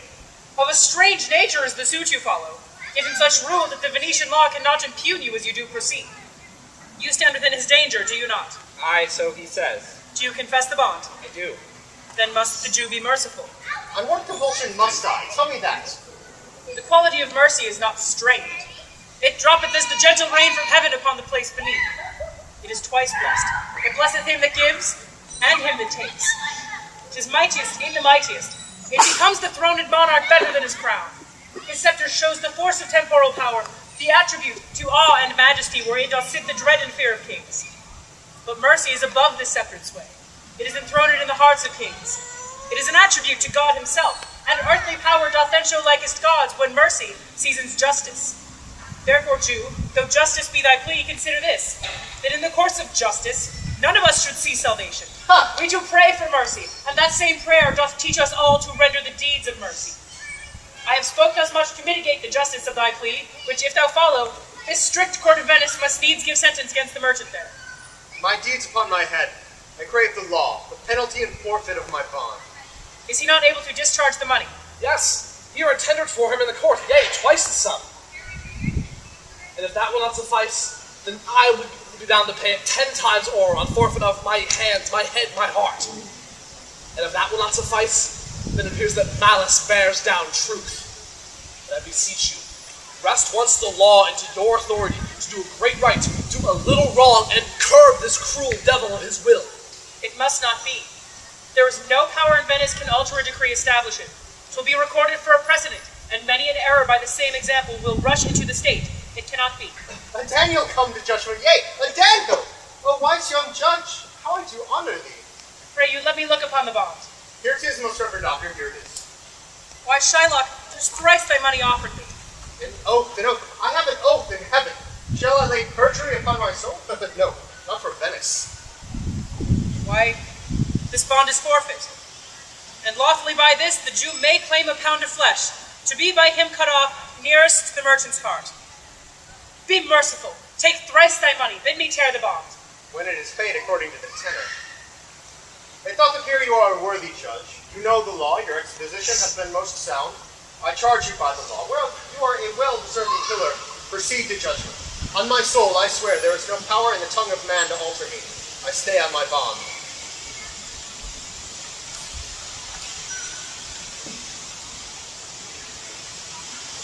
I do beseech the court to give the judgment. Why then, thus it is. You must prepare your bosom for his night. Oh, excellent judge! For the intended purpose of the law hath full relation to the penalty, which here appeareth due upon the bond. 'Tis very true, O wise and upright judge. How much more elder art thou than thy looks? Therefore, lay bare your bosom. Aye, his breast. So says the bond. Doth it not, noble judge? Nearest his heart. Those are the very words. It is so. Are there balance here to weigh the flesh? I have them ready. Have by some surgeon, Shylock, on your charge, to stop his wounds lest he do bleed to death. Is it so nominated in the bond? It is not so expressed, but what of that? 'Twere good you do so much for charity. I cannot find it. 'Tis not in the bond. You merchant, have you anything to say? But little. I am well armed. Give me your hand, Bassanio. For herein, fortune proves herself of more use than is her kind. Commend me to your honorable wife. Tell her the process of Antonio's end, and when the tale is done, bid her be judge whether or not Bassanio once had a love. Grieve not that your friend goes to it, for he grieves not that he goes, and he will pay your debt presently with all his heart. And you do presently enough. Antonio, I am married to a wife who is as dear to me as life itself. But life itself, my wife, and all the world are not with me esteemed above thy life. I would give them all, I sacrifice them all here to this devil to deliver you. Your wife would give you little thanks for that, if she were by to hear you make the offer. I have a wife. I protest, I love. I would that she were in heaven, so she could entreat some power to change this currish Jew. 'Tis well you offer it behind her back. The wish would make else an unquiet house. These be the Christian husbands? I have a daughter. Would any of the stock of Barabbas have been her husband rather than a Christian? We trifle time, I pray you, pursue sentence. A pound of that same merchant's flesh is thine. The court awards it, and the law doth give it. Most rightful judge. And you must cut this flesh from off his breast. The law allows it, and the court awards it. Most learned judge, a sentence. Come, prepare.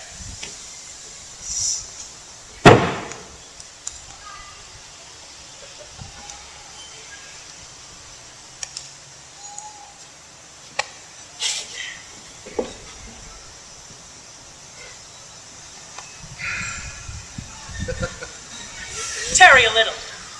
There is something else. This bond doth give thee here no jot of blood. The words expressly are, a pound of flesh. Take them thy bond, take thou thy pound of flesh, but in the cutting it, if thou dost shed one drop of Christian blood, thy lands and goods are, by the laws of Venice, confiscate unto the state of Venice. Is that the law? Thyself shalt see the act. For as thou urgest justice, be assured thou shalt have justice, more than thou desirest. I take this offer then. Pay the bond thrice and let the Christian go. Here is the money. Soft! The Jew shall have all justice. Soft, no haste. He shall have merely the penalty. Prepare thee to cut off the flesh, but shed thou no blood, nor cut thou less, nor more, but just a pound of flesh. If thou cuts less or more, that enough to make it light or heavy in the substance, or the division of the 20th part of one poor scruple. Nay, if the scale do turn but in the estimation of a hair, thou diest, and all thy goods are confiscate. Why does the Jew tarry? Take thy forfeiture. Give me my principal and let me go. I have it ready for thee. Here it is. He hath refused it in the open court. He shall have merely justice, and his bond. Shall I not have merely my principal? You shall have merely the forfeiture, to be so taken at thy peril, Jew. But then the devil give him good of it, I'll stay no longer question. Tarry, Jew, the law hath yet another hold on you. It is enacted in the laws of Venice, if it be proved against an alien, that by indirect or direct attempts he seek the life of any citizen, the party against the which he doth contrive shall seize one half his goods. The other half comes to the privy coffer of the state, and the offender's life lies in the mercy of the Duke only, against all other voice. In which predicament, I say, thou standst, for it appears by manifest proceeding that indirectly, and directly too, thou hast contrived against the very life of the defendant, and thou hast incurred the danger formerly by me rehearsed. Down, therefore, and beg mercy of the Duke. Beg that thou mayest have leave to hang thyself. And yet, thy wealth being forfeit to the state, thou hast not at the value of a cord. Therefore, thou must be hanged at the state's charge. That thou shalt see the difference of our spirits, I pardon thee thy life before thou ask it. For half thy wealth it is Antonio. The other half comes to general state, which humbleness may drive on to abide. Aye, for the state, not for Antonio. Nay, take my life and all, pardon not that. You take my house when you do take the crop that doth sustain my house. You take my life when you take the means whereby I live. What mercy can you render him, Antonio? Halter gratis, nothing else, for God's sake. So please, my lord. Your grace, and all the court for the fine of 1/2 of his goods, I am content. So the other half be given as a gift to the man who lately stole his daughter. Further, that it be recorded as a deed of gift here in the court of all he dies possessed to his son, Lorenzo, and his daughter. Ye shall do this, or else I do recant the pardon that I late pronounced here. Art thou contented, Jew? What dost thou say? I am content. Clerk, draw a deed of gift. I pray thee, keep me leave to go from hence. I am not well. Send the deed after me, and I will sign it. Get thee gone, but do it! Sir, I entreat you home with me to dinner. I humbly do desire your grace of pardon. I must away this night toward Padua, and it is meet I presently set forth. I am sorry that your leisure serves you not. Antonio, gratify this gentleman, for in my mind you are much bound to him. Most worthy gentlemen, I and my friend have by your wisdom been this day acquitted of grievous penalties, in lieu whereof 3,000 ducats due unto the Jew, we freely cope your courteous pains withal. And do herein stand indebted to you in love and service forevermore. He is well paid that is well satisfied, and I, delivering you, am satisfied, and therein do account myself well paid. My mind was never yet more mercenary. I pray you, know me when we meet again.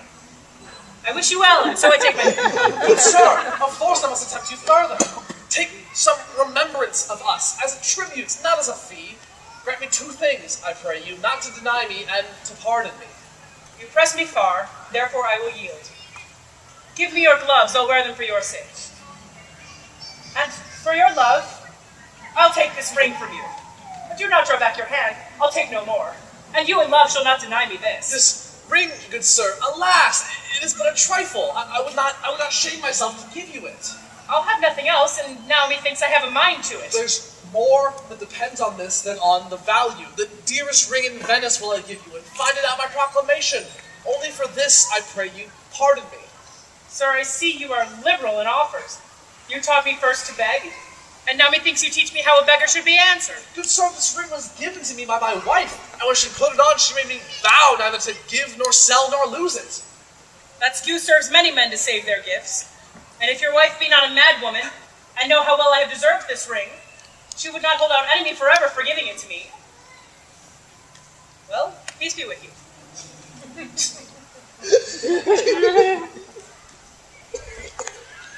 My lord Bassanio, give him the ring! Let my love withal and his deservings be valued against your wife's commandment.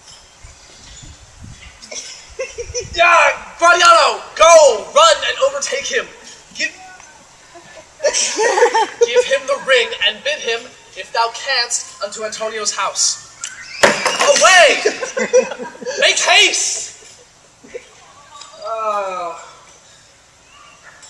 Come, you and I will thither presently, and in the morning early we both will fly toward Belmont.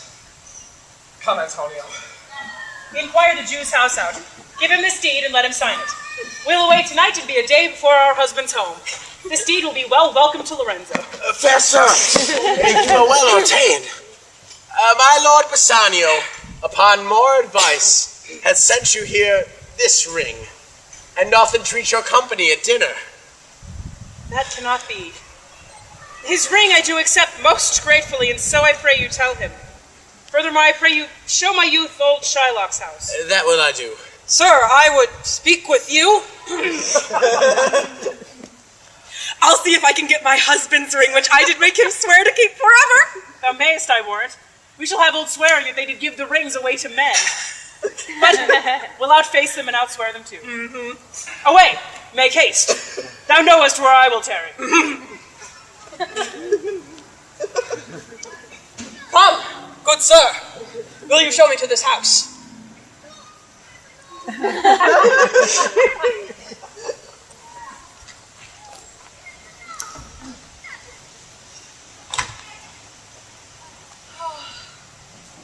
The moon shines bright in such a night as this, when the wind did gently kiss the trees, and they did make no noise. In such a night, Troilus, methinks, mounted the Trojan walls, and sighed his heavy soul towards the Grecian tents, where Cressid lay that night.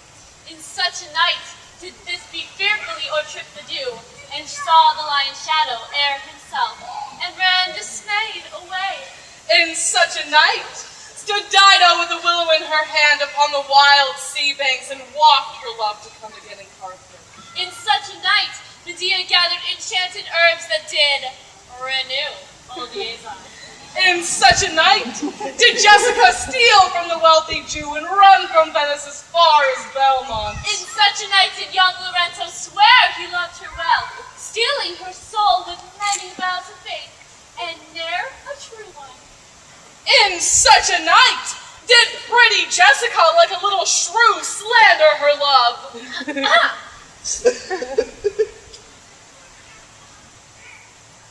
And he forgave it her.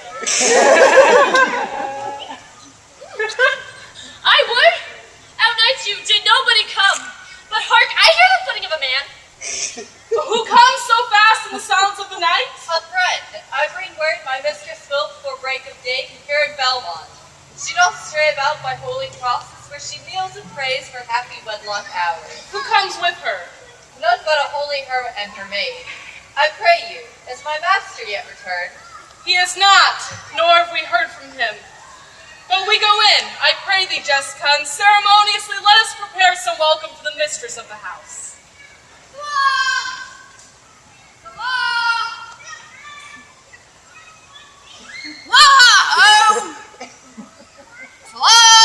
Who calls?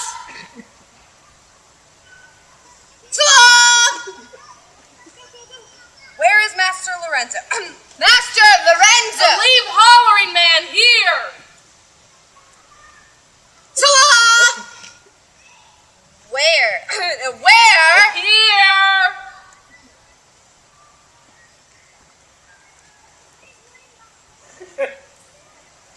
Tell him there's a post come from a master, his horn full of good news.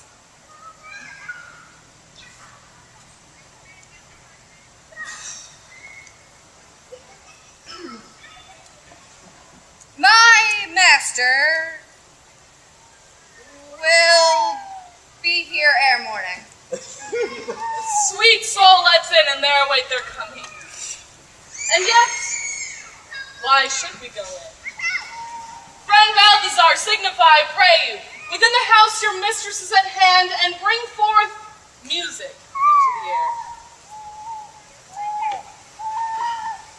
How sweet the moonlight sleeps upon this bank. Here we will sit, and let the sounds of music creep in our ears. Soft stillness in the night provide touches of sweet harmony. Sit, Jessica.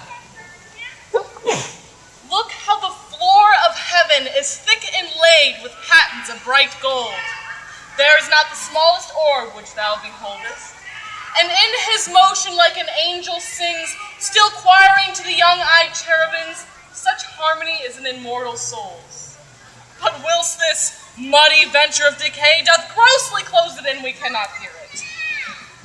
Come, ho, and wake Diana with a hymn. Sweetest touches pierce your mistress's ear and bring her home again with music. I am never merry when I hear sweet music. That is because your spirits are attentive. For do but note a wild and wanton herd, or race of youthful and unhandled colts, fetching mad bounds, bellowing the name loud, which is the hot condition of their blood. But if they perchance hear a trumpet sound, or any air of music touch their ears, you'll perceive them make a mutual stand, their savage eyes turned to a modest gaze by the sweet power of reason. Therefore the poet did feign that Orpheus drew trees, stones, and floods, since not so stockish, hard, and full of rage, but music, for the time doth change his nature. The man that hath no music in himself, nor is moved by the sweet concords of sound, is fit for treason, stratagems, and spoils. His spirits are as dull as night, his affections dark as Erebus. Let no man be trusted. Mark the music. What light you see is burning in my hall. How far that little candle throws his beams. So shines a good deed in a naughty world. When the moon shone, we did not see the candle. So doth the greater glory dim the less. A substitute shines brightly as a king unto the king be by, and then his state empties itself as doth an inland brook into the main of waters. Hark, music! It is your music, madam, of the house. Nothing I see is good without respect. Methinks it sounds much sweeter than my day. Silence bestows that virtue on it, madam. The crow sings as sweetly as the lark when neither is attended. And I think the nightingale, if she should sing by day when every goose is cackling, would be thought no better a musician than the wren. How many things by seasons seasoned are to their right praise and true perfection. Peace, hope, the moon sleeps with Endymion and would not be awaked. That is the voice, or I am much deceived, of Portia. He knows me as the blind man knows the cuckoo by the bad voice. Sweet madam, welcome home. We have been praying for our husband's health, which speed, we hope, the better for our words. Are they returned? He is not, but a messenger has come before to signify their coming. Go in, Nerissa. Give order to my servants that they take no note at all of our being absent hence. Lorenzo nor you, Jessica nor you. Your husband is at hand. I hear his trumpet sound.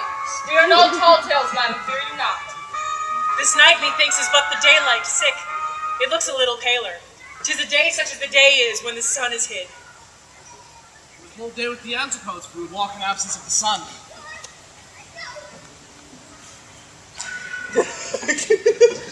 Let me give light, or let me not be light. For like wife doth my heavy husband, and never be Bassanio so for me. But God sort all, you are welcome home, my lord. Thank you, madam.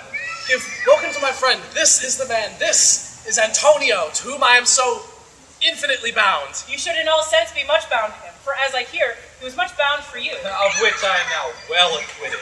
Sir, you are very welcome in our house. It must appear in other ways than words, therefore I scant this breathing courtesy. By yonder moon, I swear you do me wrong.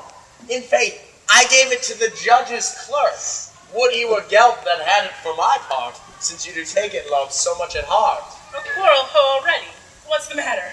About a hoop of gold, a paltry ring that she doth give me, whose posy was for all the world like Cutler's poetry upon a knife.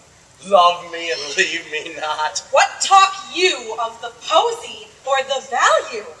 You swore to me when I did give it you that you would wear it till your hour of death, and that it should lie with you in your grave. No, not for me, yet for your vehement oaths. You should have been respective and have kept it. Gave it a judge's clerk. God, my judge's clerk will never wear hair on face that had it. He will, and if he live to be a man. Aye, if a woman lived to be a man. And now, by this hand, I gave it to a youth, a kind of boy, a little scrubbed boy, you know. Myself, the judge's clerk, a prating boy that begged it as a fee. And I could not for my heart deny him. I must be plain with you, to part so slightly from your wife's first gift. A thing put on with oaths upon your finger, and so riveted with faith unto your flesh. I gave my love a ring and made him swear to keep it. And here he stands. I dare be sworn for him he would neither leave it nor pluck it from his finger for the wealth the world masters. Now, in faith, Gratiano, you give your wife too unkind a cause of grief, and twere to me, I should be mad at it. Why, it were best to cut off my left hand and swear I lost the ring defending it. And my lord Bassanio gave his ring away to the judge that begged it. And he deserved it, too. And then the boy, his clerk, that took some pains in writing, he begged mine. And neither man nor master would take aught but the 2 rings. What ring gave you, my lord? Not that, I hope, which you received of me. If I could add a lie to a fault, I would deny it, but you see my finger hath not the ring upon it. It is gone. Even so void is your false heart of truth. By heaven, I will ne'er come in your bed until I see the ring. Nor I in yours till I again see mine. Portia, if you did know to whom I gave the ring, if you did know for whom I gave the ring, and would conceive for what I gave the ring, and how unwillingly I left the ring when naught would be accepted but the ring, you would abate the strength of your displeasure. If you had known the virtue of the ring, or half her worthiness that gave the ring, or your own honor to contain the ring, you would not then have parted with the ring. What man is there so much unreasonable, if you would please to have defended it with any terms of zeal, to have wanted the modesty to urge the thing held as a ceremony? Nerissa teaches me what to believe. I'll die for it, but some woman had the ring. No, by my honor, madam, by my soul, no woman had it, but a civil doctor who did refuse 3,000 ducats of me and begged the ring, the which I did deny him, and suffered him to go displeased away. Even he that did uphold the very life of my dear friend. What should I say, sweet lady? I was enforced to send it after him. I was beset by shame and courtesy. My honor would not let ingratitude so much be spirit. Pardon me, madam, but by these blessed candles of the night, had you been there, I think you would have begged the ring of me to give the worthy doctor. Let not that doctor e'er come near my house, since he hath got the jewel that I love, and that which you did swear to keep for me. I'll become as liberal as you. I'll not deny him anything I have. No, not my body, nor my husband's bed. Know him I shall, I'm well sure of it. Watch me like Argus. Lie not a night from home. If you do, if I be left alone, by mine honor, which is yet mine own, I'll have that doctor for my bedfellow. And I, his clerk. Therefore be well advised how you do leave me to mine own protection. Fine, do you so. Let me not take him then, for if I do, I'll mar the young clerk's pen. I am the unhappy subject of this quarrel. Sir, grieve not you. You are welcome notwithstanding. Portia, hear me, forgive me this enforced wrong, and in the hearing of these many friends, even by thine own fair eyes, wherein I see myself. Mark you but that. In both my eyes he doubly sees himself, in each eye one. Swear by your double self, and there's an oath of credit. Nay, but hear me, forgive me this wrong, and I swear, by my soul, I never more will break an oath with thee. My lady, I once did put my body upon the surety of this man's wealth, which, but for the doctor, was quite miscarried. I do put my body on the surety again, that my lord will never more break faith. Advisedly. Then you shall be his surety. Give him this, and bid him keep it better than the other. My lord Bassanio, keep this ring. By heaven, it is the same I gave the doctor. I had it of him. Pardon me, Bassanio, for by this the doctor lay with me.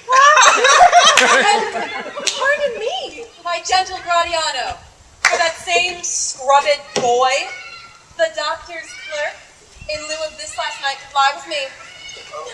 Why, this is like the mending of highways. In summer, when the ways are fair enough. What, are we cuckolds ere we have deserved this? Speak not so grossly. You are all amazed. Here's a letter. Read it at your leisure. It comes from Bellario, from Padua. There you will find that Portia was the doctor. Nerissa there, her clerk. Lorenzo shall witness I set forth as soon as you, and have even but now returned. I have not yet entered my house. Antonio, you are welcome, and I have better news in store for you than you expect.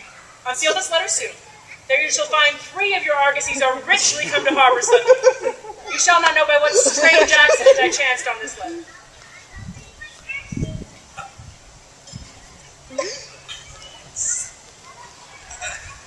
I am dumb! You the doctor and I knew you not? Were you the clerk that was to make me cuckold? Aye, but the clerk that never means to do it, unless he live until he be a man.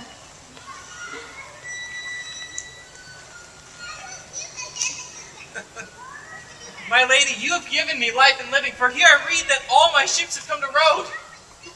How now, Lorenzo? My clerk hath some good comforts too for you. Aye, and I'll give them him without a fee. There do I give to you and Jessica, from the rich Jew, a special deed of gift, after his death of all he dies possessed of. Madam, you drop man in the ways of starved people. It is almost morning, and yet I am sure you are not satisfied of these events in full. Therefore, let us go in and charge us thereupon interrogatory, and we will answer all things faithfully. Let it be so. The first interrogatory that my, Nerissa shall be sworn on is whether till the next night she'd rather stay or to bed now, being 2 hours today. But should the day come that I should wish it dark, that I were couching with the doctor's clerk, well, while I live I'll fear no other thing so sore as keeping safer Nerissa's ring.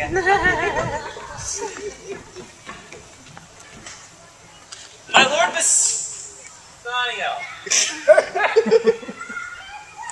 Gratiano.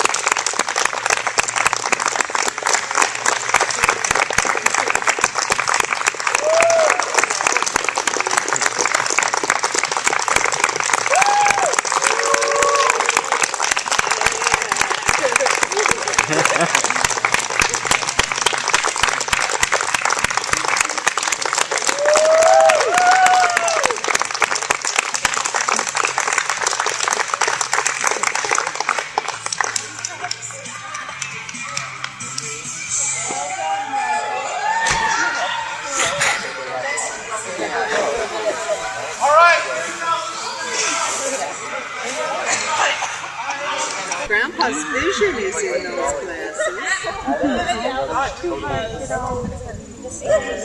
He can destroy them. They can survive an earthquake. Are you serious? It's Lionface when I look through a gap and see Michael playing with a water bottle? This is adorable.